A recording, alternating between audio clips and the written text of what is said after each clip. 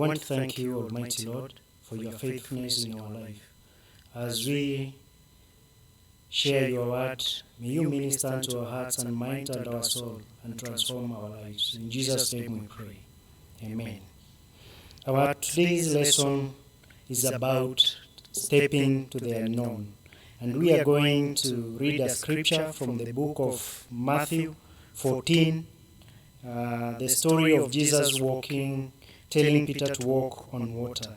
It's a long story starting from verse 22, but I'm going to read from verse 25. During the fourth watch of the night, Jesus went to them, walking on the lake. When the disciples saw him walking on the lake, they were terrified. "It's a ghost," they said, and cried out in fear. But Jesus immediately said to them, "Take courage, it is I, do not be afraid." "Lord, is it you?" Peter replied. "Tell me to come to you on the water." "Come on," he said. Then Peter got down out of the boat, walked on the water, and came towards Jesus. But when he saw the wind, he was terrified and afraid, and he began to sink, cried out to the Lord, "Save me." Immediately Jesus reached out his hand and caught him. "You of little faith," he said, "why did you doubt?" As we are seeing these scriptures, we are being told that Jesus was left after he had fed 5,000 people. He told the disciples to take the boat and go ahead of him while he went to pray. During the fourth watch of the night, he followed them. It was dark and it was stormy, and they were engulfed on a stormy in the lake. But Jesus was walking, despite the storm that was there. Jesus was still walking on the surface of the water. And when the disciples saw him coming, they were really terrified, because it was still dark, they could not see clearly. And some of them started shouting, "It's a ghost," because they could not believe that somebody could walk on water. But Jesus, realizing their fear, he called unto them and told them, "It's me, do not be afraid." And that is when Peter told Jesus, "If it's you, call me to walk on the water." And Jesus told him, "Come." And when he left the boat, he started walking. But when he looked aside and saw the storm, he became terrified and started sinking. And he told Jesus, "Save me." And Jesus stretched his hand and held him. It's the same time like this that we are being told to step to the unknown. Many are the businesses that have closed. We don't know when they will reopen. And even when they reopen, most of the people will not be taken back. It's high time we learn to trust on the Lord and step on the water. If we have great faith, it doesn't matter the situation. We might sink, but at the end, like Peter, the only disciples who dared to walk on the water, at the end of it all, he performed greater miracles than Jesus himself. He was the disciple who could walk on the streets, and his shadow healed the sick. At this time we are called to have the same faith of daring. If we dare Christ, if we dare to tell him to call us to the unknown, every time we sing and we call unto him to save us, he will save us. We are trying to prepare ourselves to walk on the waters. It's not easy. It takes faith. It takes courage. But at the end of the day, unless we trust in Jesus, we are going to lose out. Because maybe your company won't recall you back.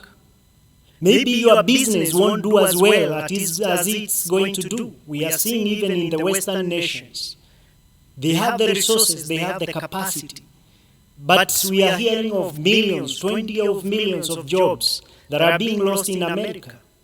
What about our small economy in Kenya? We need to brace ourselves and know that everything that happens happens for the good of them that trust in the Lord. If you saw the time of Moses, that is the time that Pharaoh was killing male children, and he instructed the midwives to go on killing every male. But since they were fearing God, they spared Moses. And since he was spared, and he could not be taken home because he could have been killed too, he was thrown on the river in a basket. What choice did the mother have?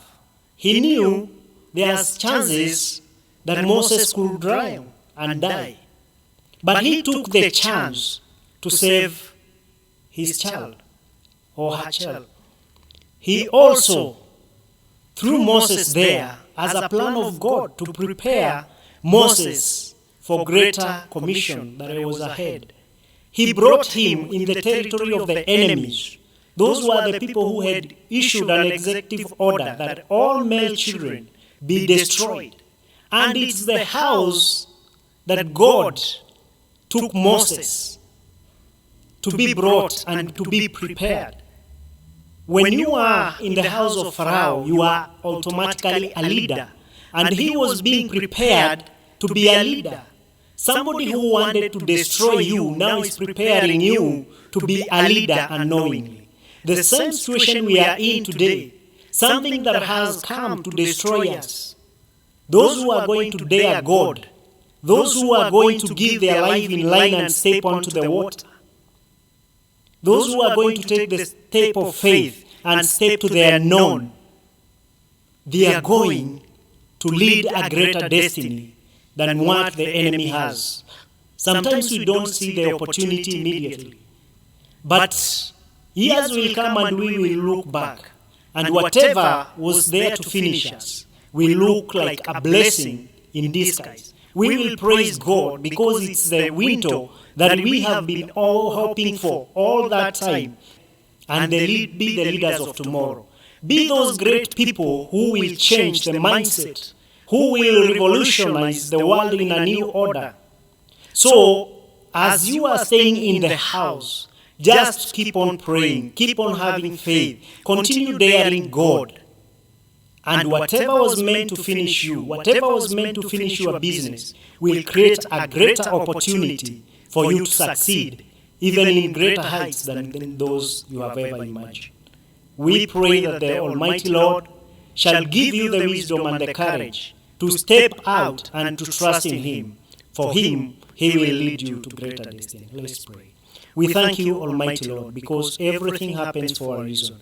We pray that you are going to transform our lives in a mighty way, that we will live for you all the days of our life. In Jesus' name we pray. He's great.